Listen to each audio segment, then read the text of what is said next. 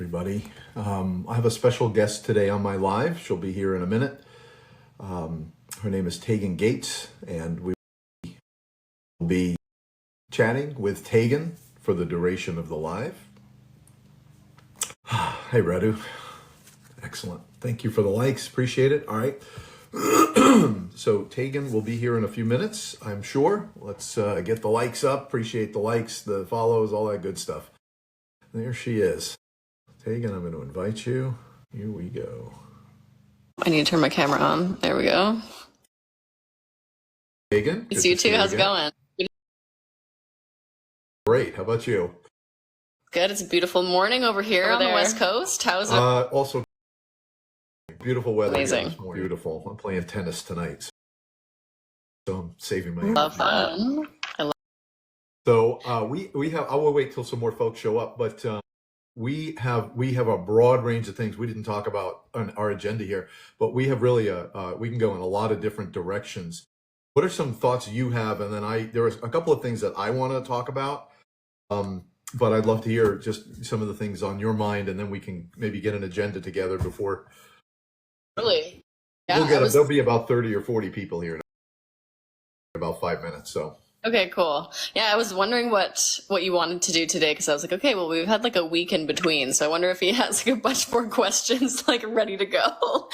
But I think that, we can talk about the month of September in general, as it's September 1st today. It's going to be significant energetically, and there's lots of shifts happening. So even if we can just get into like the energy a little bit in terms of what we can expect, and I'm sure that there will be lots of questions that are coming from that. I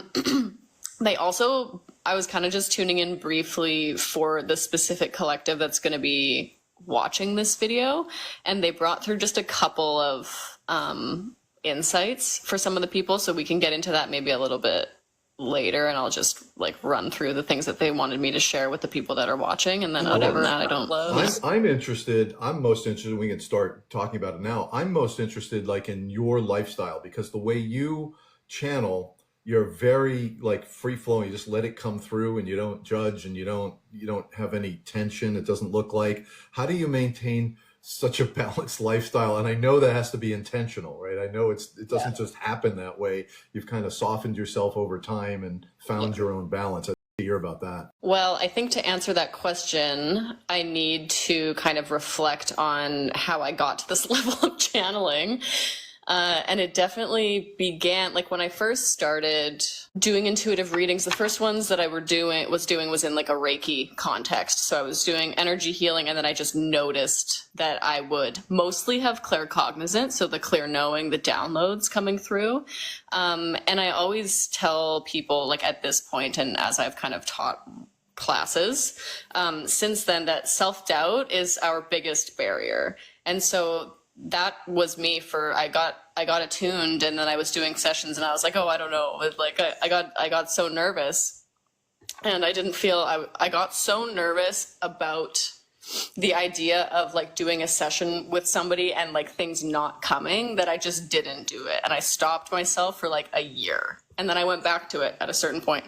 About a year later, I was part of a yoga lineage at that point, and we were doing, we had like a booth at a festival where we were teaching yoga, and they asked me if I wanted to do Reiki on the side. And so I was just doing like free Reiki sessions the entire festival. And I was like, oh, I can do this. So the self-doubt got out of the way at that point. And I was like, okay, no, I'm actually really good at this. And I think part of it, like it did come naturally once I started to actually believe that it was possible, believe that I could do it, and allowed it to be fluid. But going back to like when I first started, I, like most people, I think expected things to be very prominent, like within the space of receiving messages. I wanted somebody else's voice in my head that was going to be really clear. I wanted, full movies playing out. And then as you refine your internal landscape, as you let go of the layers, as you clear the space, then you realize, then you are more and more attuned to the subtle sensations that are happening in your own body that are actually just connected to the body, connected to the energetic, connected to the emotional space, that it allows it to be easier for you to receive the other subtle messages that are potentially coming from the external. So I really think that my clarity of channeling has been this like consistent process of letting go constantly and continually paying attention to the subtlety within myself, and then also, you know, allowing space for the subtlety external. I love that, and I want to talk about that because I struggle, and I'm sure I speak for most people. I don't hear voices. I'm not telepathic. You say I have angel guides. You probably see them right now. I don't think they're there. Like, I don't know. I don't see. I'm not like that. Yet I've heard my body talk to me. Like, I've been hungry and I've felt this thing. Like, don't do that. You know, like you say yes to the yes, say no to the no. There is an inner knowing, and you're clearly, the body has its own intelligence. Clearly, the light has its own consciousness. But yet you and folks like you feel it and are able to kind of stay with it and see where it came from and see what it wants to say and see where it wants to go. Whereas maybe we all have it. I think that's what you're going to tell me. We all have it to a sense, to a degree, but how do you just, as you said it, you just got to clear space, let go, stay with it, follow the thread and see where that intelligence is coming from. I think initially it was very, very, very, very difficult for me to receive like messages for myself at first. Only came through when I was doing sessions on other people. So when I was tapped into the Reiki energy, which in itself is a high frequency channel of energy. So when you're doing Reiki, for the people that don't know that process, you are activating certain symbols that you have been attuned to, which connects you with Reiki energy. And Reiki is just the Japanese word for life force energy. So you are connecting with source energy. And so it's creating a clarity of channel. And then when you're doing that and you're connecting in with another person's energy body, it becomes more objective. Because the problem with us trying to read ourselves, especially when we don't have a lot of practice, is that it's not objective. And so we think that, you know, we are biasing things. We think that we're bringing in our own, you know, subjective experiences. And we probably are, because we haven't fine-tuned the ability to receive those subtleties. And so again, it was kind of this process of like working on other people. And then when I noticed, when I was connecting intentionally to other people's bodies and I was connecting in with certain chakra areas or certain areas of their body, I would be getting specific messages. And the types of messages would be like localized to these different energy centers that are associated with specific emotions, specific things. And so a process kind of underwent with that. And then after that, so I did Reiki first, and then the Akashic record readings, and then just the straight up channeling came later. With the Akashic records, it was the same thing. So that was the point when I started to be able to actually really receive messages from my guides. And again, it's about I had to create that channel. So I had to use the Akashic records prayer to create an energetic bridge between myself and the dimension of consciousness where information just exists. So the Akashic records isn't like an astral location or like a library. It's just a dimension where everything is accessible. So again, utilizing the prayer, I got to connect. That was the point where I really started to be able to connect in with my guides and be able to receive messages. And I had that initial kind of understanding of what it feels like to receive messages because I had been working on other people. And so then I could open up the records and information would come through. And I remember like the first time I opened up the records, I'd be like, okay, so this is going to feel the same way that this other information feels. And so I knew what to look for. I knew what to feel for. And then it was just to continue. And then as soon as you are tuning into something regularly, energy flows where intention goes, or whoever. So in your past, you kind of built this up. You had a little bit of it. You kind of sensed it. You knew it. You wanted to do Reiki and you wanted to channel the energy. And then you just did the work, right? You just did it every day, cleared space, sensitized to it, so that there's really no shortcut. It's not like you just woke up one day and people. I always tell people, and to like preface what I'm about to say, there are people that just wake up and it's on one day. Like sometimes like that happens, but I always tell people it is a muscle. You can't, get a six pack without going to the gym. You can't like become a psychic or channel with like a clear channel without like progressively doing the work and building the muscle to do so. And I also always say that spiritual development and intuitive development are two halves of the same coin. You cannot evolve consciousness wise without also evolving your subtle perception, because you're increasing your perception of subtlety within yourself. And so even if it doesn't feel like you have the ability to connect into it, it's just on the other side of this, and it will naturally increase. Like if you read the Yoga Sutras, I'm pretty sure Patanjali's talking about yogic, what does he call them? Like yogi powers or something like that. He talks about how as your consciousness evolves, you're naturally going to be able to not only like manipulate energy, but be able to receive those downloads and insights. All of those like Hindu saints were like able to like do miracles, and that's for no other reason other than like consciousness evolves for you to be able to see that you well, first of all, are the creator, so you have access to all of the information. Because as soon as you know that you have access to all the information, you do. Easier and easier. Comes through. All right. I'm going to have to put a light on here. Sorry. Hold on. There we go.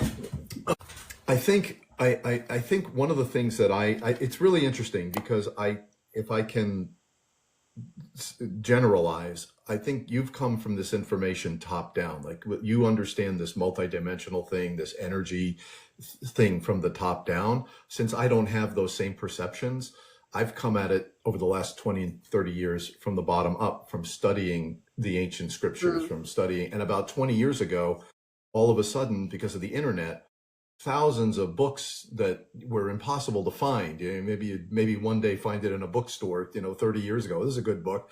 But now you can go on the internet and you can search and you can see many of these books, ancient transcripts and translations. And so I've come at it from the bottom up. I built my own dimensional model. You're seeing it through a window. You don't see the whole thing, I'm sure, but you see it through your own portal. And so you've seen it that way. And I think it's really interesting because we're really saying the same things, but I say it from a more utilitarian point of view. You say it from a more feminine surrendering point of view. Right. And I say it from like a checklist. If you want to do this, like you say, you have to build your muscles, you have to actually do it. I want to ask you a question that I get all the time. I want to hear your answer, and then I'll add my own thoughts. But I think a lot of people out there have the same question. How do you deal with negative family members or negative negative sources in your immediate life? How do you deal with that? And I have my own thoughts, and I want to hear yours as well. Well, I think it is dependent on context, because I think that honestly my answer to this is probably not going to feel accessible to everybody, but my whole worldview is basically wrapped around the idea that you say yes to yes and you say no to no's, and the things that aren't in alignment you want to limit your time and access to, because they have real like physiological impacts on you, physiological, mental, spiritual, emotional impacts on you. And you can do all of the clearing, all of the grounding, all of the shielding, energetic protection and energetic hygiene that you want. But the reality is, if you're at a certain vibration and you're interacting with things that are of a certain vibration, you're going to get pulled down to you're going to pull them up and you're going to get pulled down.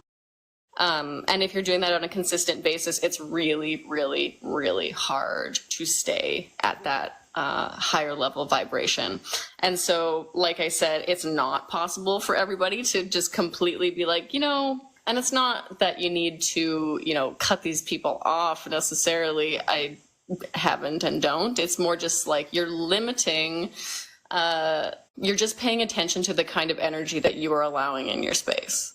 And so if it is energetically draining on you consistently, you don't need to continue to allow those things to be in your external environment. And I don't. So that's my answer. And I know that there are a lot of people that have immediate family members that they just cannot, that's not a possibility for them. And I totally like acknowledge and respect that decision. And really it's just about like, I would say mitigating time, implementing more self-care practices, making sure that you are utilizing it as a spiritual practice. So if there are triggers coming up, doing the work that's coming up, that's allowing for these things to happen. But on like a soul level, like contract level, a lot of this can be karmic too, which means that like on a higher self level, you have created contracts with certain individuals that are designed to mirror these things back to you. And sometimes the lesson involves saying no to continually allowing these things in your energetic space. So I think it's very contextual. I also agree. Everyone's situation is different. And so any answer that you give or I give is not going to resonate with everyone, but it will resonate with someone. So my general advice, here's my thought. What you really want from your family or the people around you is what you really want. All you really want is just space to be yourself. If you have space, that's all you need, right? They're on their own journey. And, but as long as they give you the space, now, if they don't give you the space, then like you say, it becomes emotional, physiological, etc. The other thing that I say is, do you ever see like those lights, those fluorescent lights, and there's like a moth in it? Yeah. And all you see is the dead moth. All your attention is on the dead moth, but you look around, the whole room is lit. So you've got to shift your awareness from the things you don't have. Like I don't have the freedom to be myself with this person, but look at this. I have 99.9% other things that I free. So shift your awareness away from the negative limitation. And then the third thing is to stop expecting them to be supportive. They're not going to be supportive. I know a lot of people out here feel this, this is a real thing in most of our lives. Even if you have like a normal relationship, as you start to ascend, you become different, and it creates a tension between the other person, and they want to, pull you down or stop you or question you or tell you you're crazy. So I think you, number one, have to stop expecting them to help you and stop making that so important. And then the last thing is you have to stop trying to fix them and explain to them and correct them and make them, change them. As I always say, look how hard it is to change yourself, and you want to change. To think that you're going to tell that person to stop being the way they are is not realistic. And I think the biggest thing is just to stop expecting help and appreciate the space that you do have.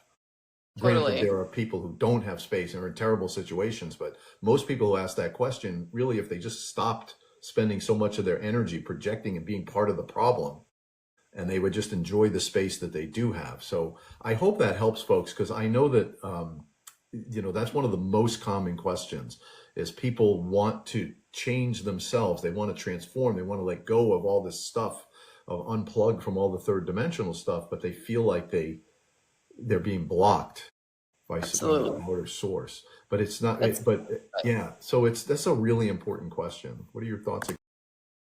Again, I'll give you a chance. Yeah, the guides actually pretty much say exactly that when they bring through channeled messages about it. It's the reality from their point of view is that everybody is projecting their own individualized version of reality. So we're all experiencing our own individual version of reality. And so people aren't going to receive the message until they're ready to receive it. People aren't going to change until they're ready to receive it. And so I think that you are dead on about like, you don't really have the ability to change anything. And so your expectation and your like attempt to change something because you are uncomfortable with the external reality and you want something that's different, first of all, is putting you out of alignment, because your expectations are creating, internal suffering. And the reality is that, again, like you said, they're on their individual journey and they need to go through the necessary lesson learning that is on their path for them. And you likely just aren't on the same path or the same place on the path. And that's okay. And the best thing that you can do is to focus on yourself and to focus on your own internal work and your own internal healing. And really, that's like the best way to, showcase the things that you've been doing. If you're self-healing in your inner work is creating massive change, like the people around you feel that and they notice that, and they might get curious and they might not, and you kind of have to be okay. Yeah, and there's saying you can't bring others along in your journey. You really do in this particular work, which is what makes it challenging. You really have to do your own work. It's your own journey, not your family's journey, not everyone else's journey. It's your journey. They'll come to it if and when they're ready. But to be the supervisor of someone else's journey is what causes all the, it's where you project, you just bring yourself out of balance, trying to supervise and manage everyone else's experience. Yeah, totally. So true. You said, I'm just going to keep going because I have some more things written down. And if we get any really good questions, we'll address those. You had said that there were going to be last week, there were going to be three phases of ascension. The first is a very small core of group of people who are going to physically experience this. The next is a larger group of people. And then finally, the general collective. There are 8 billion incarnated souls in this world. 8 billion are not going to be part of the ascension. I get the feeling it's going to be a very, very, very small number. What are your thoughts on that? And that those of us who feel like we want to, like, for example, I know I'm not telepathic, so I'm not going to be in the first one. I'm probably not going to be the second, not going to be the third. Should I worry about that, or it's all going to happen, it's all going to work out? Or is the ascension going to be are a lot of people going to be included? And is there going to be changes in three-dimensional society? Or is it just this core of people who just go off and create their own little cloud-based universe? Okay, so many questions in there. The first that I want to just say, you don't need to be telepathic to be part of these cohorts. You don't need to be, you do not need to be connecting and talking with your spirit guides to be part of the first cohort. You just need to be literally, it's the internal processing that matters. That is just a skill. That's like saying, like, you need to be good at woodworking to be part of the first cohort. Like, you don't. So it has to do more with how much have you surrendered? How close are you to finding an internal sense of balance or an internal sense of union? That is what matters. How close are you to letting go fully of the things that you are armoring or blocking your heart with? That's what matters. How close are you to letting go of some of these core fears? How close are you to acknowledging some of these core fears? Because I think, the first cohort is getting pretty close to have really, to fully be finding that internal sense of union. It's really coming through this eclipse period, and then there's going to be integration, but it's mostly people that are, at least on some level consciously doing the work and finding, and the thing is, the languaging is going to be different for different people. Within this kind of section of the spiritual field, we have a particular language, but people that, are just, for example, doing like therapy and like psychological practices, but they're not really paying attention to the spiritual as much. They're just as much on this pathway as we are. It's just that they have a different lens, even like different spiritual sects, different spiritual pathways. They're just as much on this pathway as we are. I don't know if you've ever read the Alan Watts book, Become What You Are, but he has this great analogy, and I love it so much, about the finger pointing at the moon. And so all of the different spiritual pathways, or all of the different pathways in general, are all fingers, and like enlightenment or ascension, unity, oneness is the moon. And he says that everybody, spends so much time paying attention to the finger instead of paying attention to what it's pointing. And so there's another analogy on that. I'm sorry to interrupt you. There's another analogy exactly on that. Enlightenment is like a wall, and we all want to climb up the wall, so we all have a ladder. And once you make it to the top, it really doesn't matter what ladder you use to get there. It's irrelevant. And to say, well, I got here, through Buddhism, and I got here through that, it's pointless, because you missed the whole point. It's not about the ladder. It's not about the path. It's about the result for yourself. Exactly. And even like, the whole concept of reincarnation, from my understanding through the records, it's like, it's all about lesson learning. Like, we've all set up to learn particular lessons, but the goal of any one of these lessons is to get us to turn back towards ourselves instead of, clinging onto the external reality. So anyway, all that to say, we're all on the pathway. It's all happening. Okay, So this first and second, third cohort is not a small cohort. It could be a larger group of people than we're envisioning. I don't think that it's definitely not going to be all 8 billion people that are ascending, but I also don't think that it's going to be a super small amount of people either. I don't think that we need to be spiritually evolved. I think that we just need to be aware. And okay, so let me just ask them. I want to ask how many individuals are in each cohort. Okay, they gave me very specific numbers. So the first cohort has 150 to 200,000 individuals. The second cohort has 800 to 850,000 individuals. The third cohort has, I think they said 200 million. And then there's the final. So we have 3, and then we have the completion cohort. So November, December is cohort 1. March, April is cohort 2. Next September is cohort 3. And then any time from October to May 2027 is the kind of spectrum of when the frequency is going to be right for the entire collective to shift. Yeah, the person that's saying 144,000, I think that 144,000 is a frequency that needs to be met. I don't think that it's a number of individuals, unless it has to do with how souls are fractaling off of source, which is possible because okay, it's going to get really convoluted if I answer that question in that way, but it could be to do with like the oversoul groupings if we're talking about 144,000, but I don't think that it's 144,000 people. That's it. I think there's going to be more. All right, we got 100 people here. That's fantastic. Let me share.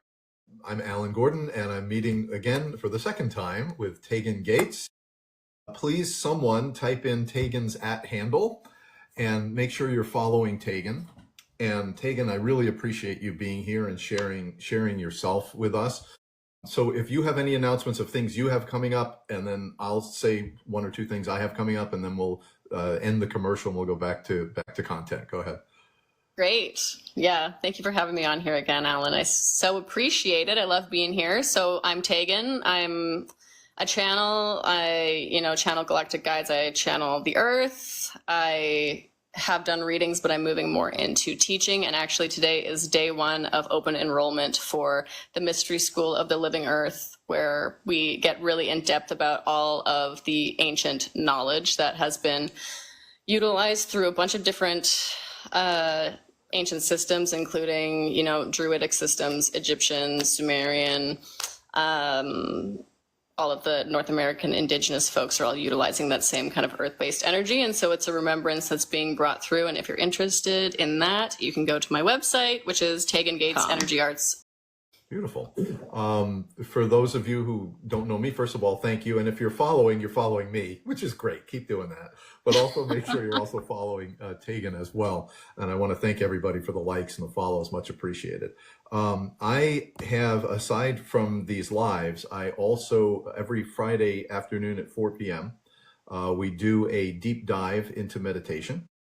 And so that's live, open to the public. It's actually on Zoom, so you have to register. If you're not getting the newsletter, I'm pointing to the cloud here, the first link in there, go ahead and subscribe to the Utopia Collective newsletter, and you'll be invited to that Friday meditation session. Essentially, no matter how far out of balance you get during the week, that Friday, we're going to get you back in alignment. We're going to breathe. We're going to bring you back to alignment. We're going to go deep into a meditative state. And then we're going to find out, we're going to give you the encouragement to keep up with your meditation practice throughout the week.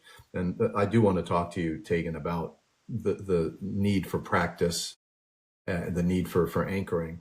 And then also for those of you who are studying with me privately, tomorrow night at 7 p.m., we'll be going deep into Ascension information and deep into the higher dimensional realms, and working through this book, The Cycle of Mind, which is an important book for all of you to start reading, where we talk about the subconscious and start working on the subconscious.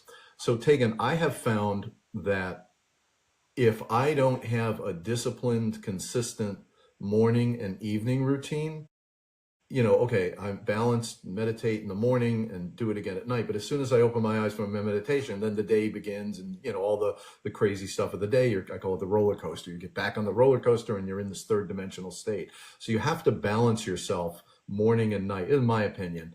And if you're not doing, for example, a nighttime meditation, you're just meditating in the morning, then you're out of balance the whole day and you go to sleep out of balance. If you're only doing your nighttime, then you wake up and you're out of balance. So I think these two are like tethering a tent. You got to anchor them down. And then, of course, you want to find more clarity and peace and, alignment throughout the day as you get better at this. But if you're not doing morning and evening, and I feel like a lot of people, they say they're very spiritual, and I call them unicorns, are really super spiritual, but they don't have a real practice. They're just Right. flying around, and they're just very out of balance, just emotionally, energetically. And they understand spiritual things and they repeat spiritual things, but I think I believe this is essential, this morning and evening meditation routine, to nail yourself down in balance. How do you feel about that?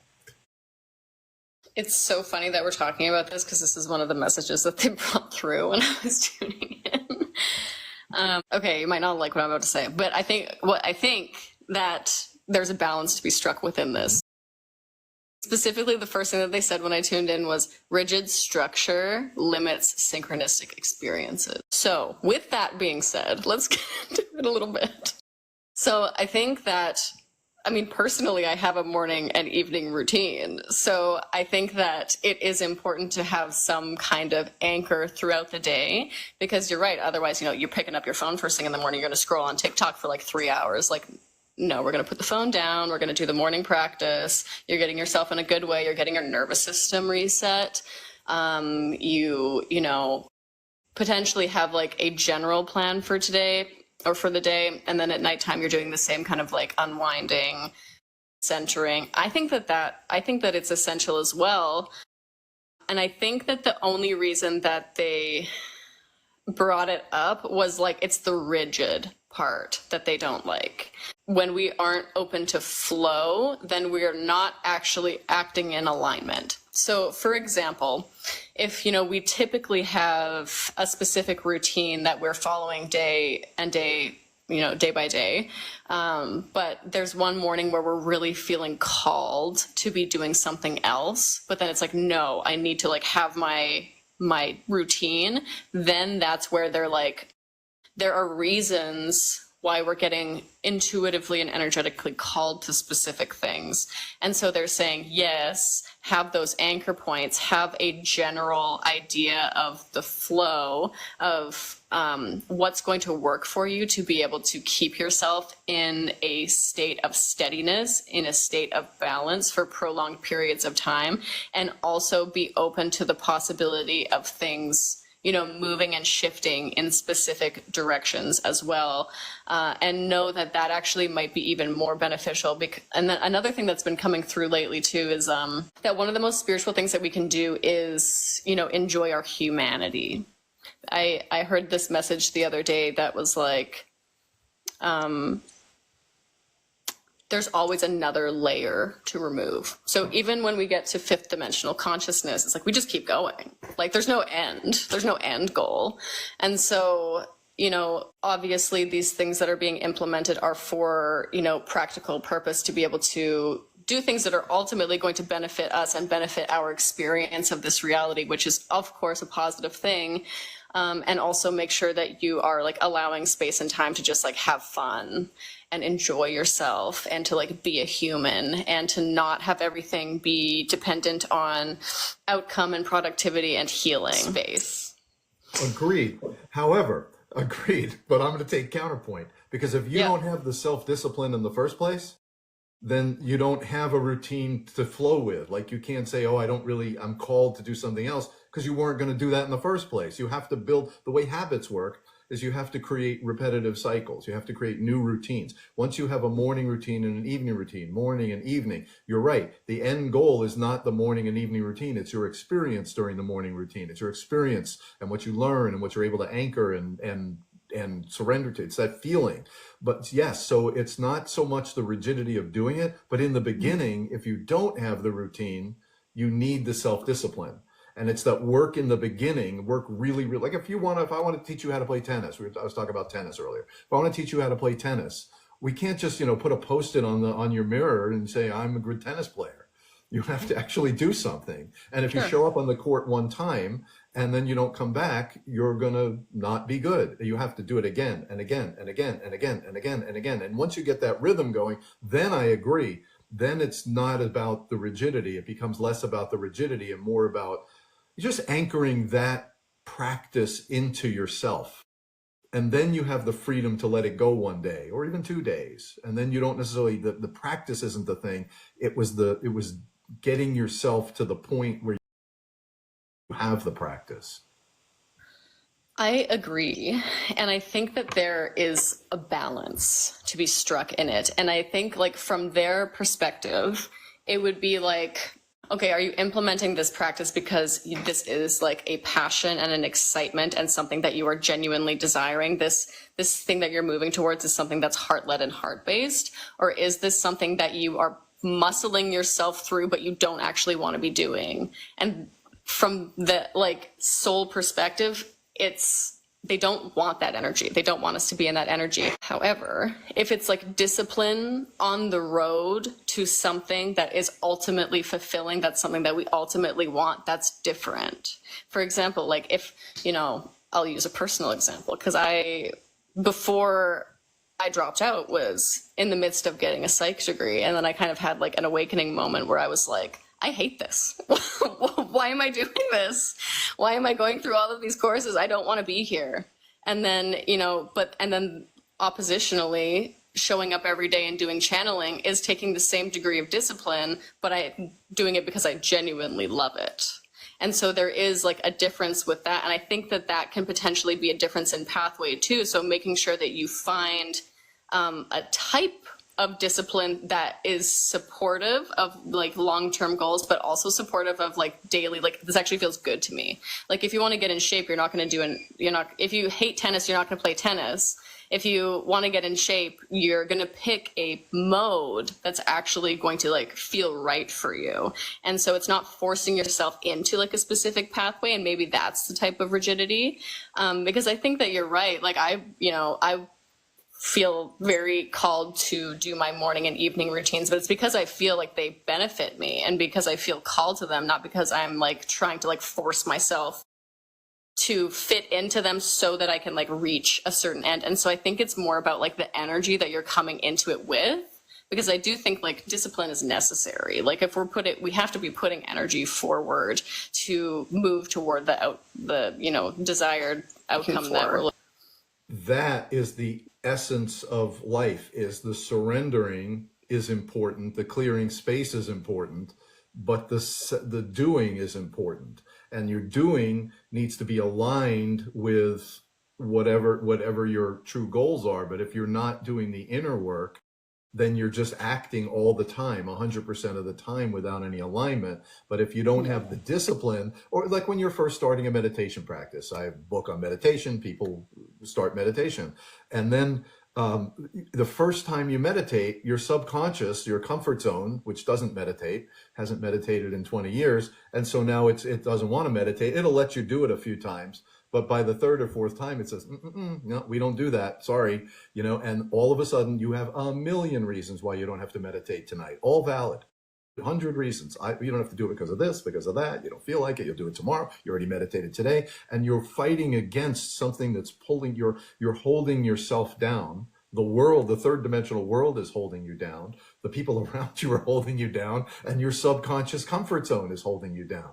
So if you don't push out, if you don't do the work, I understand you can't be rigid about the work, but you also have to do the work. Because if you don't push out, if you don't push your energy in a new, like I am a meditator, that's it. I meditate every morning. I meditate every night. I meditate every morning. And once you do it for a year, it doesn't matter if you miss a morning or a night, because it's engrooved into your subconscious.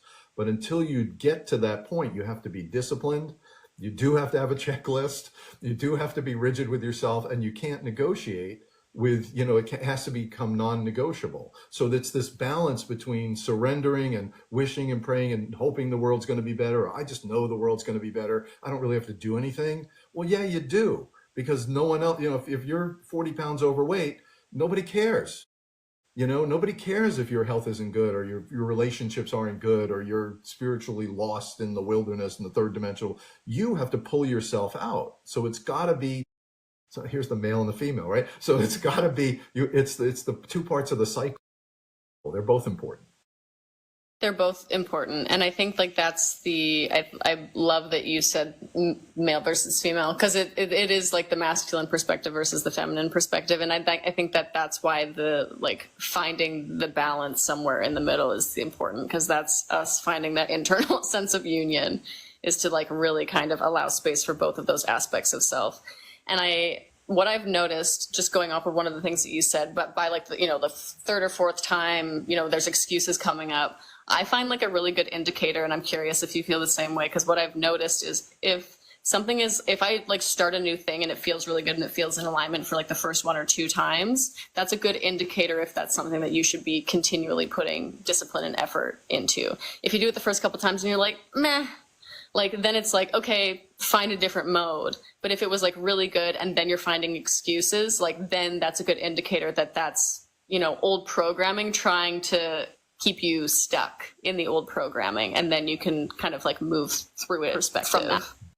Yeah, I think people think like spiritual work is invisible, and you can't really see it, feel it. You don't see the results. You don't feel the result. Maybe you feel the results. You don't really see it. It's not visible. I always come back to health.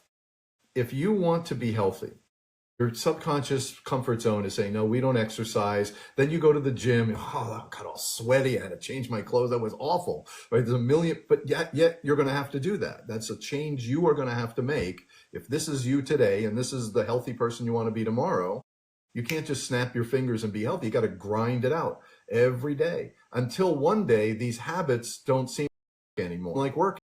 Now they were a lot, and that's most people quit right in the beginning, because that's when there's the most disruption, the most discomfort, all the excuses just come flying into from your subconscious. And if you don't push through that, and again, that's why the collective has to be like a magnet. That's why you need other people to draw you up. It's easier to do this with somebody else or with a group of people than just to be a free electron and try to figure it out on your own, because there's so many forces pulling you down. And if you don't do the effort, if you're not rigid with yourself, if you're not self-disciplined, if you don't demand, you probably don't follow college football, but Nick Saban says average is normal. Everybody's average. If you want to do something different, it's not normal. You have to push yourself to a zone that you didn't know about before. As you might say, you have to push yourself into a higher frequency to get into that higher frequency. It's not just a lot of people just shy away from life. They feel like victims. They feel lost and hopeless, and they're waiting for someone to wave a magic wand and make them better. But that's not coming. You've got to do the work yourself. You do, for sure. And I think it also goes back to the discussion on like the ladders to enlightenment, because from personal experience, I'm not like a gym person. However, I will go on a hike any day of the week. I will go to a yoga class any day of the week. Like the end result, likely, if I'm like, consistently hiking, consistently showing up for myself in the way that feels good for me, is going to be the same. Maybe not like physical definition wise, but health wise will be the same. And so, yes, you do have to be consistent. Yes, you do have to show up for yourself. Yes, you do have to push yourself through potential discomfort and past your comfort zone, because you have to be outside of your comfort zone to grow. But ideally you're paying attention to what pathway feels good to me, and then being disciplined in that pathway. And it's also your own journey, right? You can't, because Alan says I'm supposed to do this, I feel like I didn't do it right. No, that has nothing to do, like we just talked about health, right? Going to the gym. Well, it doesn't, I don't say you have to go to the gym to do it, but if you thought I said that, then you feel like, oh, well, I just hike, and then it's your thing. But yet within your thing, there's still discipline, self-reliance, consistency. You've got to build a consistent routine. You've got to build new rhythms and patterns that kind of weave themselves into your subconscious. So you become that person who loves to take walks, not the person who takes a walk once and then it's a little chilly outside. It's a, rained 5 hours ago. I'm not sure. Like there's a million reasons why you wouldn't go take the walk. But once you go take the walk, and just because you walked yesterday doesn't mean today off the hook for Yeah. you got to walk again, and you got to walk again and again and again, and you got to do your deep breathing. And if you lose touch with these practices, that's the point. That's why I always say when you start meditation, you can't lose touch with that. You can't just let that go, because that's the anchor. That's the inner work that you need to be doing. And if you feel like it's like you just give in to your comfort zone, you're not going to get what you want or where you want to be. You're not going to be at the frequency you want to be at. Yeah. Yeah. It's about consistently showing up and, on the way to consistently showing up, consistently attempting to show up, because I'm sure are many of us in not even just like meditation cycles, but like the various cycles of our lives, it gets reflected. Okay. Like I want to get out of this cycle. How do I do that? And then you implement practices, they fall away. And then you try again, and then you implement practices and they fall away. And then at a certain point, because you've reached a certain vibration, you eventually are able to like bring in that sense of consistency. But I actually think it sometimes takes failing to do so a number of times before you've like developed a baseline foundation and baseline frequency that allows you to be at a vibrational match to have that kind of consistent practice in your life. Because to have that kind of consistent practice in your life, you will be at a certain vibrational baseline. And if you're not yet, then it's going to be hard for you to maintain it. And so it's like an incremental process to get yourself up to the point that you're going to be a vibrational match to actually be able to consistently do these things. But you're right in that, like, if daily you're like, okay, I'm consistently like at least attempting, and if I'm not doing it every day, I'm trying, and I'm going to keep coming back to trying, then you're going to be moving up to that baseline frequency ideally a little bit faster than those that aren't attempting to like implement that kind of And I think this is really, really important work. And I think everybody listening and all the millions of people aren't listening, this is really important work, because if you don't do the work now, you're not going to be able to anchor more light. You're not going to be able to anchor more wisdom. You're just too dense. And all the knowledge and the wisdom and all this energy is here for you, but it just bounces off of you. Well, I tried, but I couldn't. Well, this is one of those things where you just have to push yourself out of, you can wake up from the matrix, but waking up and then going right back into it isn't good enough. You've got to wake up and step towards the new version of yourself, which means you've got to eliminate your comfort zone, eliminate your excuses, get rid of the, pity me, I just can't do it. You don't understand, my trauma. I can't do it. Well, me pitying you or agreeing with you or saying, oh, it's okay, you'll figure it out one day. How about if I, what can I do to help you get out of that and be more self-disciplined? I guess it's like, the football coach yelling at the kids on the one hand and the team mom giving them cookies. You're doing great. It's both. That's why we need the masculine and the feminine. That's why we need both of us, you know what I mean? Because I also think like different like methods work better for different people. Like some people need like a bit of like a softer edge, and some people need, that more disciplined, more more disciplined approach. And though that in itself is going to attract like different people to be able to like listen and we, from these different perspectives, both will have, groups of individuals that are like, that resonates with me. And it's like, neither is incorrect. It's just like, that's right. That's what feels aligned for that. And that's the energy that got me moving. I needed a kick in my ass, or I needed a cookie. You say, hey, you're okay. Yeah. Either way, whatever works, right? You got to grab on whatever works. This is really interesting. I want to talk about something, and this is right up your alley, because I've listened, of course, to almost all of your recordings, and I've taken a lot of notes, but there's a teaching that I want to share with everyone who's listening. And then after that, I'd like your thoughts on it, and maybe if you can get a message specifically about what we talk about. This is an ancient tantric teaching. It's called the 3 Veils of Duality. There are certain We live in a very, our eyes see only in a very narrow wavelength. We see only a very limited amount of the world. And the unseen is not empty. It's filled with energy. It's filled with creative energy. And we are part of that energy. We just don't see that. We don't sense it with our five senses. So it's called the three veils of duality. And we'll do it as kind of like a meditation, but it's the three things that keep you from seeing who you truly are. And this is a meditation that I started doing about maybe a year and a half ago, 2 years ago. I don't do it every day, but when I first started talking about discipline and creating a routine, I did it every day, twice a day for about a month or 2 months or 3. In other words, I embedded this meditation into myself. Doing the work isn't doing the work, it's embedding that work into yourself. So in the three veils of duality, the first, this is the highest tantric teaching. The first veil of duality is the duality of the veil of separation, believing that you're separate from everything else. There's everything else, and then there's me. And the example I use is, let's say I'm watching a family of deer on the grass, quarter mile in front of me. Well, oh, that's a beautiful sight. I see 3 deer, and here's me. So I think here's me, and there's those 3 deer. They're separate. They're separate. But there's someone standing behind me who now sees me and the 3 deer. And to them, I'm just part of the scene. They're separate, and I'm part of the scene. And on and on and on. You can go all the way down, all the way to the universe. The truth is that we're not separate. We're all connected. I am an essential part of everyone and everything that's ever happened, and everyone and everything that's ever happened is an essential part of me. And that softening and recognizing that we're not separate from another. In fact, we're all in the projection. And if I move, the whole projection moves. If anything else moves, we all move. So we're all connected. We're not separate. And that's the first veil, is the veil of separation.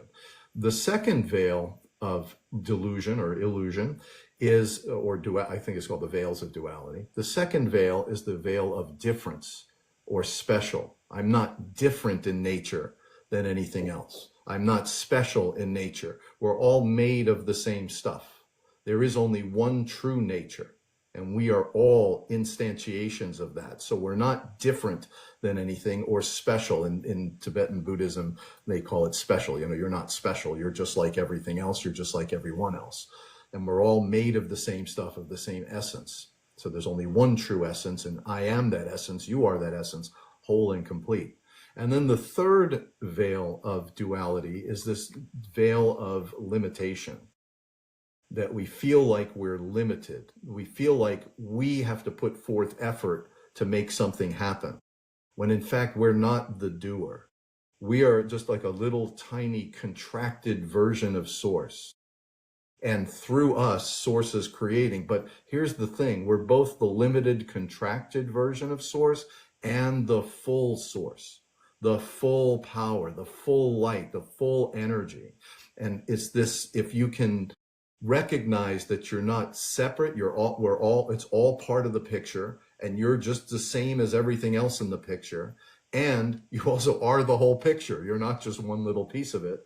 And that you have the full power of Source flowing through you, the full light, the full energy. And to recognize that you are not limited, but you're just a contracted version of it, but you're also the whole thing. You're both. And that it sounds like just regular words. When you meditate on that, the 3 veils I should probably create an audio on that, script it out and create that. But when you meditate on that for several weeks, it starts to soften your understanding. And that's what this work is about. It's not about linear changes or binary, you're this or that. It's a process of softening and unwinding and surrendering and changing and transforming into that which you really are. Yeah, it's 100%. That's it. That's what we're doing. And like the embodiment of those 3 truths is Ascension. It is enlightenment. It is like what we are aiming to find through this incremental process that you're speaking to. And it's interesting because it's exactly what you were saying with like the, bottom up versus like top down approach. Because I'm like, I'm thinking about like my experiences of this, and it's less about, you know, an incremental softening, but because I'm spending time in these like higher dimensional perspectives, I get these like moments of clarity and I get these like moments of unity. And so there's been several opportunities where I have just on an embodied level experienced myself as source, experienced myself as that oneness, experienced, you know, the guides that I'm interacting with within my records room, within, you know, those higher dimensional planes as different aspects of me that I'm interacting with, because they have specific perspectives that will assist me in the unfolding that I have signed up to undertake as this aspect of source consciousness. But yeah, it's like, and through not it, you know, it's a bit of both, because it's like, obviously there is this like bottom up approach happening where there is a softening, there is a letting go, there is all of that happening at the same time that the other stuff is happening. And but those top down experiences allow for like heightened degrees of like anchoring points, because it's like, oh no, I get it. But then obviously you go back into like a more human perspective and you're like, no, but I know what the goal is here now. And so it's like incrementally bringing myself up that way. And like, that's how I've experienced it. I want to see if they have anything else to say about that. They're like, the top down approach is not necessary for those that have yet to experience unfoldings in such ways, but the heightened understanding that you are a part of the whole, that you have a divine mission, that this divine mission is not something that you have to force or prove, but rather is something that unfolds through you, is a primary mode of experience that is designed to come into the forefront of your minds at some point within these life experiences that you have chosen to undertake. So allow for these knowings to come through in the moments of clarity, as when you allow these experiences to come through you, you'll find that there are heightened levels of sensitivity, that these experiences of oneness come from a softening within yourself. They come from a deepening into your heart space. They come from idealized versions of existence rather than experiencing things from perspectives that allow for, basically they're saying like moving out of more of like a victim mentality and moving into like everything is unfolding exactly how it should, not projecting your experience onto anybody else.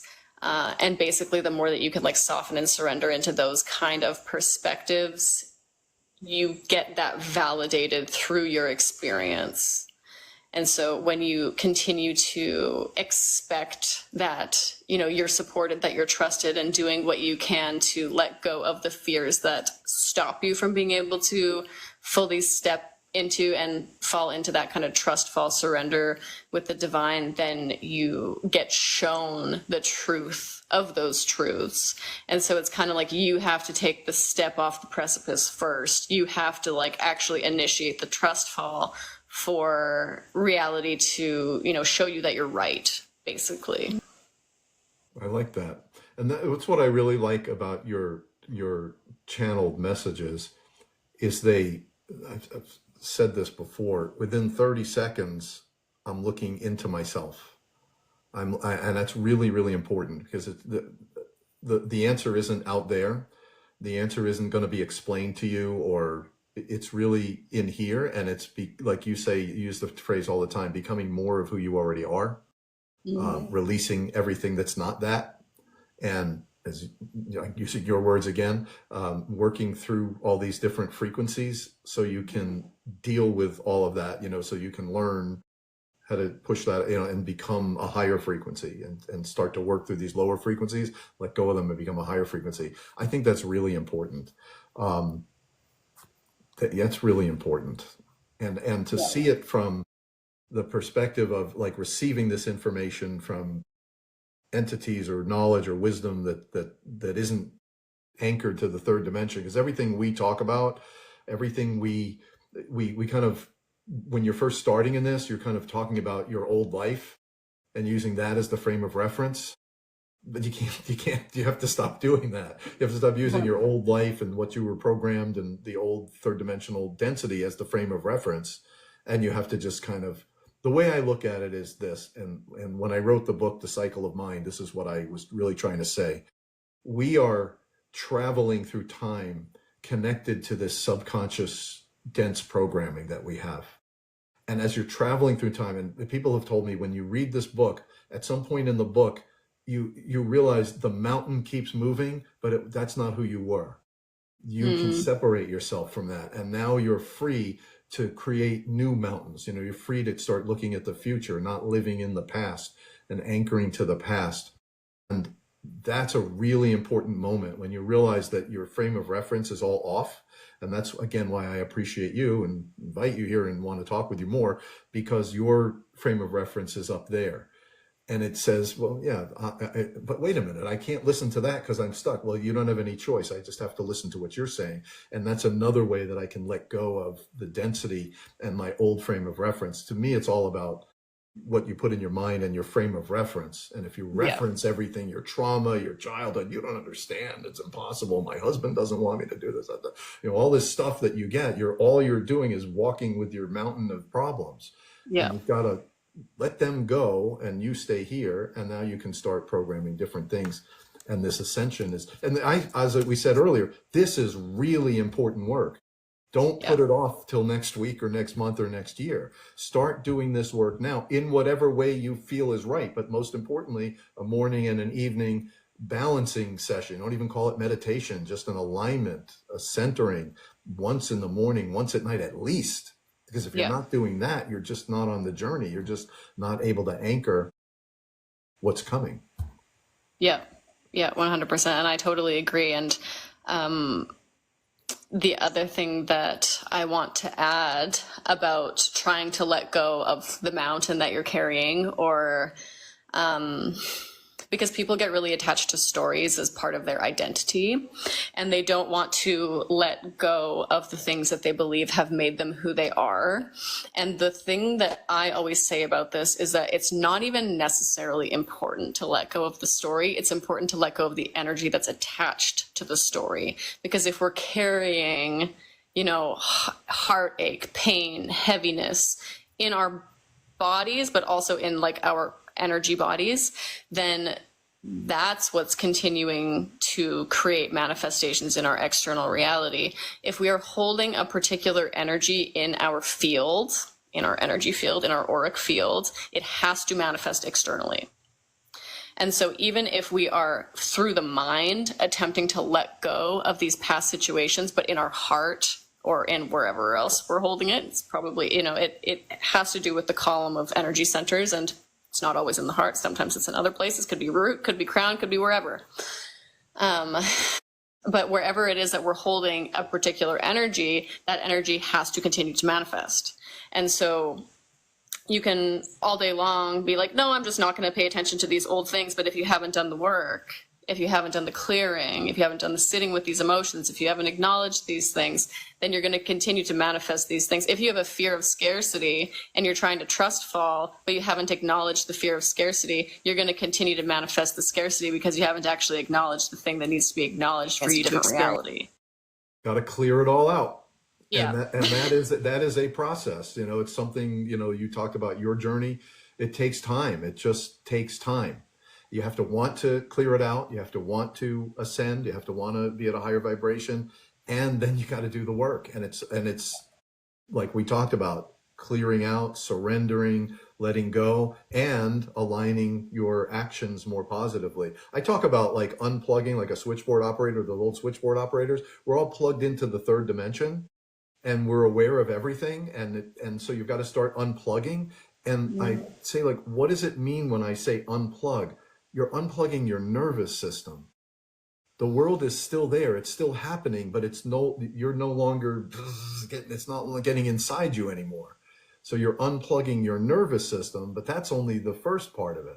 Then you've got to plug your nervous system into more positive inputs, into your meditation, into your health practice, into peace and alignment and balance and kindness and generosity. You've got to like consciously, intentionally, that's the cycle, right? You've got to pull away from the things, but then plug into more positive things.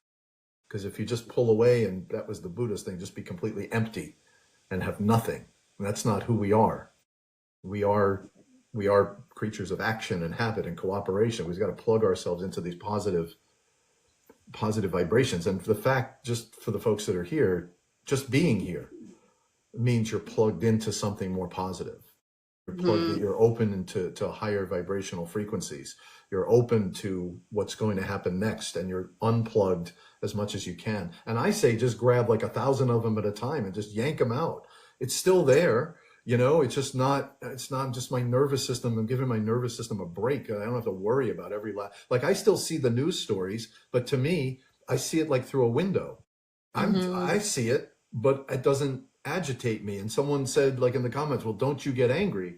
I could. It's enough there to be angry about, for sure. But that's not ascension. That's not enlightenment. I'm looking at a clock, 12 o'clock. Keep yourself plugged into 12 o'clock. And when you look over at 9 o'clock and you get all agitated about it, you become. Yeah.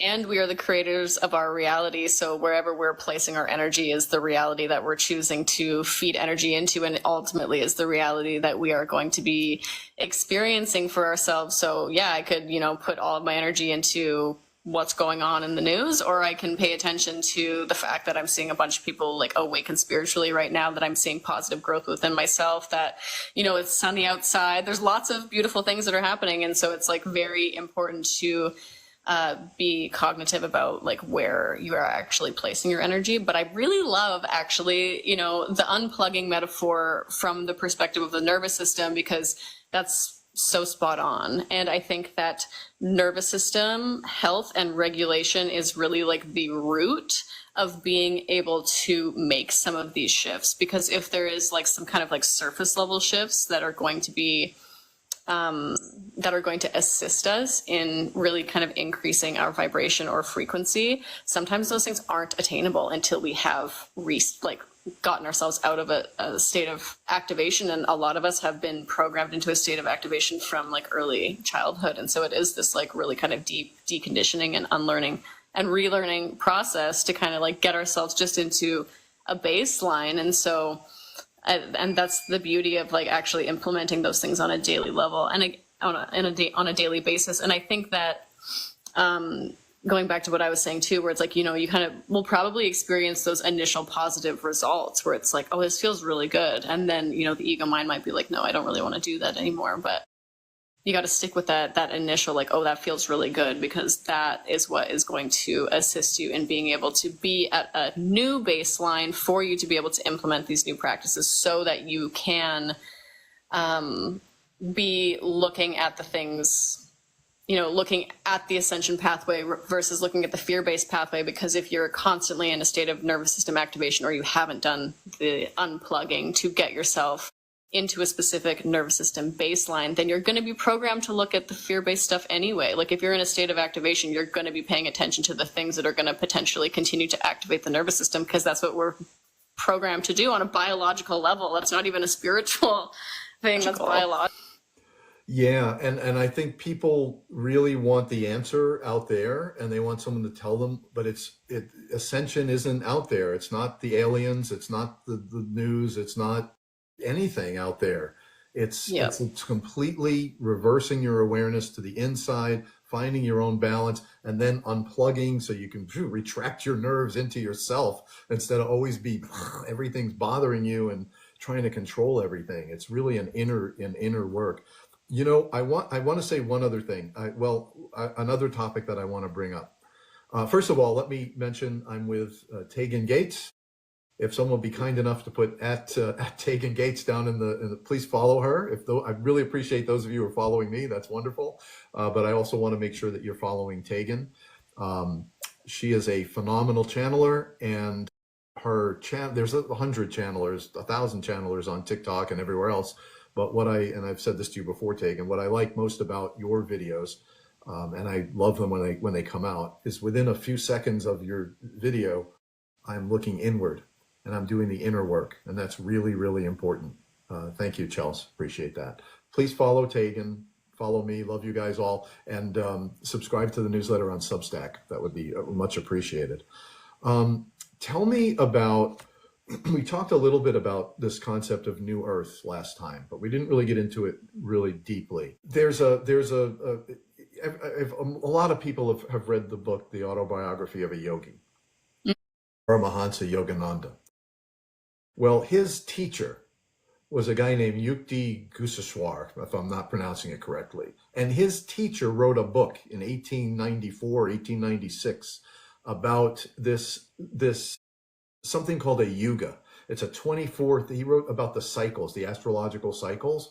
And there's something called a Yuga, where every 24,000 years, the Earth itself, the planet itself, raises its vibration and it begins to separate and split. And if you could look back in time and take a snapshot, you would see these old Earths and a constantly regenerating, renewing Earth. And the theory, some of the alien theory, is that a lot of the aliens are coming from old versions of Earth that have died out, and they're coming back to get their DNA and all that stuff. But there's this concept of the Yuga, and that we, at that time in 1896, were at the beginning of the separation, and apparently takes a couple hundred years. But tell me about, is that something that's familiar to you, about this literally physical, a new vibrational version of Earth, and the older Earth loses, lowers vibration, and eventually becomes cold and dies? Okay, I want to ask the guide specifically, because the yugas are something that I'm familiar with, and the idea is that we're moving into the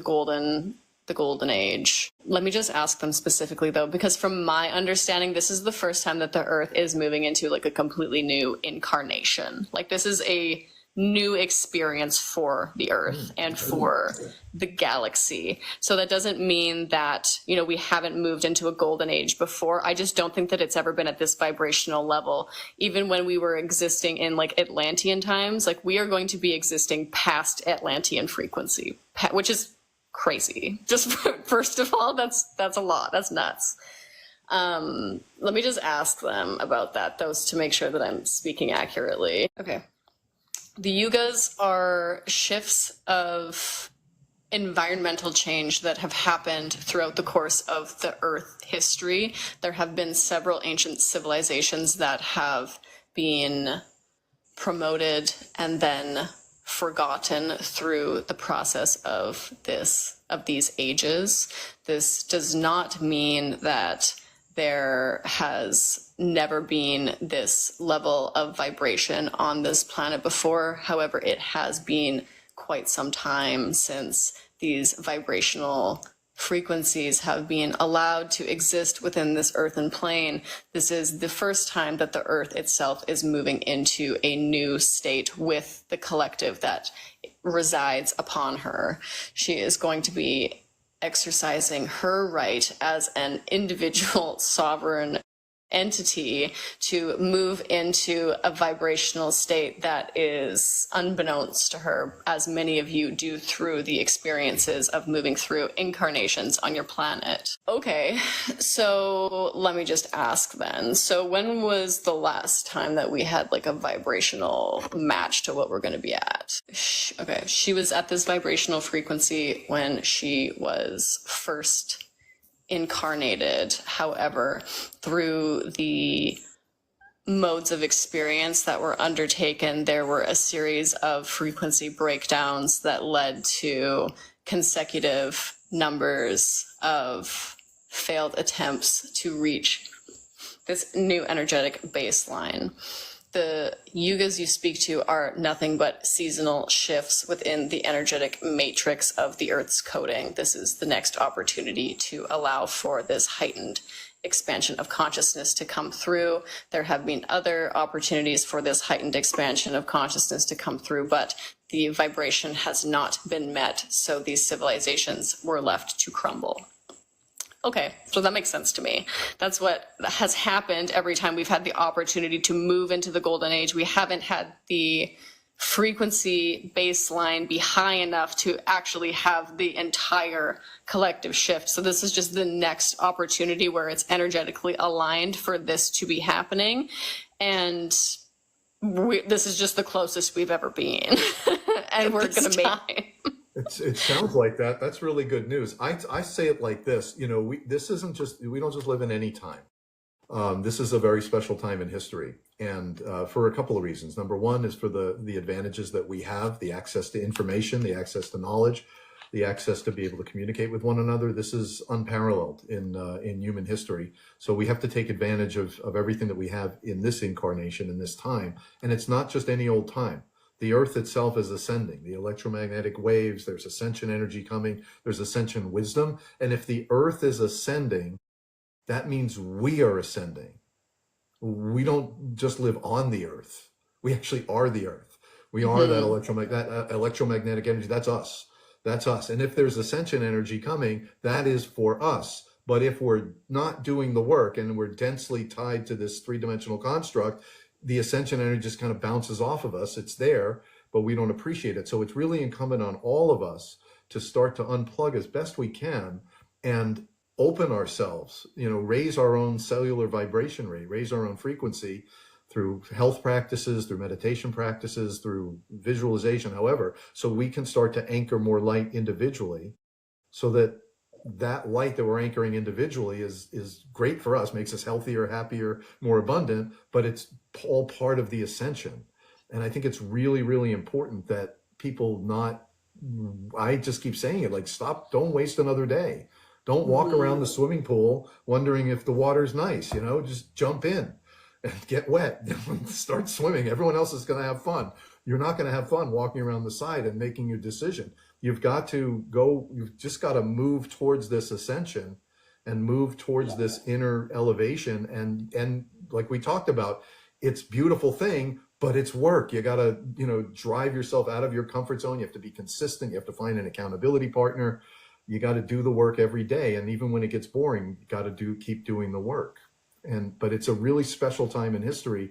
And I really invite everyone to do this work, to be part of this ascension. And the reality is, like, doing the work just makes your life experience easier for you. Like, life is going to give you the circumstances that are necessary for your ascension regardless. But if you're doing the work, then you're getting yourself clearer faster. You're getting yourself out of this experience that, certain denser experiences that would need to manifest externally. If you're consciously bringing your energy and your attention inward and paying attention to those things in that way, you're going to experience it either way. But if you wait for it to manifest on the external, it might be a lot more uncomfortable than if you're just consciously bringing the work inward and doing the unraveling on that level. It's a beautiful thing. Let's look at see if there's any comments or questions that came up. I'm just going to go back. Just a reminder, I'm with Taegan Gates, and please make sure you're following Taegan. She's a channeler and she's my favorite. And I really enjoy talking with her. All right. Where are we? 218. Let's do one last exercise. Do you have any thoughts or suggestions? Do you have any meditations that you do without not the channeling, but just your own prep work, your own clearing space? I used to do a lot more than I do now, but I do have one meditation that kind of aids in building a bridge.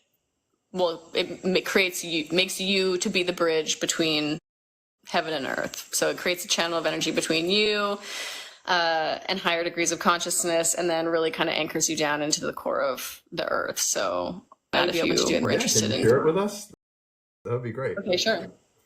Okay, so I'll get everybody to just take a comfortable position, closing the eyes if it feels good for you. Beginning by taking a few nice deep breaths. On the inhale, filling the lungs completely. On the exhale, releasing any and all tension from the body. Continuing to breathe and just shifting your awareness to encompass the entirety of your body all at once. Noticing all of the energy that's existing within your vessel. Not trying to shift or change anything, just noticing and maybe breathing into any areas that are experiencing increased sensation. Just allowing everything to be there and taking a few more breaths here. On your next inhale, beginning to shift your awareness into your heart space.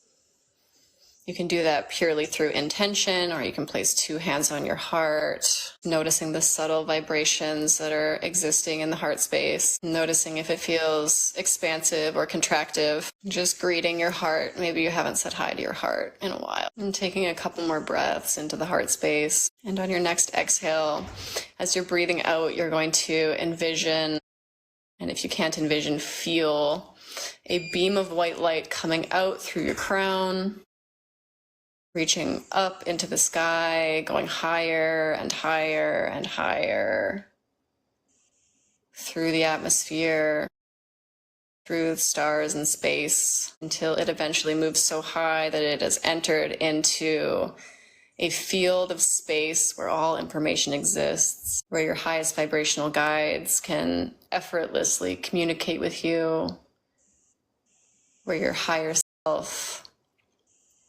is able to step through and connect with you with ease, maybe feeling their presence, feeling their warmth, noticing if you're feeling any feelings of expansion or love. That is the presence of these beings. That is your connection to these realms. And with that channel nice and solid, we're going to make our way back down the channel, in through our crown, down through our heart, through our central channel, and then to the base of our spine, our root chakra. And from the root, you can either envision another beam of light, or you can envision roots coming down and out through the base of the spine. They can come down and out through your feet. And then they're going to go deep, deep down into the earth, through all the layers of the earth, continuing to go further and further down until that beam of light eventually connects with the core of the earth, or until those roots can begin to wrap around the earth and bring through more and more and more of that light until it feels nice and sturdy and steady, really feeling that strength, that stability, that groundedness. And then up from the core of the earth, you're going to inhale a beautiful, clear, green light up through the roots, or up through that channel of light into your body, and then up and into your heart, allowing that clear, green, high vibrational light to fill the heart space, visualizing it swirling. And then you're going to call down the energy from those high vibrational planes, bringing through a bright, clear, white light down through that upper channel, pulling it down, and again, bringing it into the heart space, and allowing those white and green energies to swirl and mix and merge in the heart, allowing yourself to become that bridge, that channel, that conduit between heaven and earth. And from this space in the heart, just imagine that this light within your heart is growing, creating a bubble of light around you. And just imagine that it's growing and growing outward, further and further out, past your room, past your house, your dwelling, encompassing your neighbor's house, your town, stretching so big that it eventually encapsulates the whole world in this bubble of light and love, connecting you deeply with everything around you, all of existence, feeling your interconnectedness, feeling and maybe seeing how things weave in divine order, that there is no need to push, no need to force. All that is needed is to let go, to accept, find trust within yourself, and then trust in the divine, allowing that wholeness, that completeness to be ignited from within, finding peace and clarity now in the heart space, accepting this heart space as your home, where your spirit connects to and projects from, being here with yourself now and knowing that there is nothing that can be found outside of you that cannot be found right here in this moment. And when you're ready, you can bring your awareness back into your body, noticing sensations, noticing how things have shifted or changed. And when you're ready, beginning to open the eyes. How was that for everybody? Nice. So nice. I like that. And thank you for sharing that with us. My pleasure. Yeah. That's the place that if you desire to connect with guides and attempt to create that clarity of channel, being in that heart space. If you're asking a question from within that heart space, usually you will get some kind of answer, whether it be, again, through your own internal monologue, whether it be through a feeling. The heart is our ultimate portal, our ultimate gateway to higher knowledge and higher understanding. And when we utilize it for the tool that it is, aside from it just being like our heart home, this is where, you know, our soul essence lies, which is why it feels so good. Like the heart energy is the energy of our soul. So when we're talking about removing layers and becoming that which you are, it's becoming this heart-based energy because that is our core essence. And so when we're connecting in with our core essence, it immediately elevates our frequency. That's why, you know, the practice is about being in the heart, because it immediately elevates your frequency, because this is who you are. And so when you're spending time in that frequency, it allows a clearer channel of energy to come through for you, clearer messages to come through. Amazing. Thank you very much. Those of you who are giving me gifts, thank you, but I think you really want to give them to Taegan. Taegan is my guest today, and I really appreciate it. Taegan Gates is a channeler, and that was a beautiful meditation. And I would just tell others, the real benefit of a meditation like that comes from repetition, from softening yourself to that experiencing, you know, immersing yourself in it again and again and again, because each time you go into that meditation, you're different. You're in a different mood, a different energy, and then you get back to that same thing. And eventually over time, it becomes part of you. And that's something that that I am very head-centered. And my personal journey is this constant reminder to be more heart-centered. And that was a beautiful meditation for me. I'm so glad you enjoyed it. I appreciate it. Which brings me to that.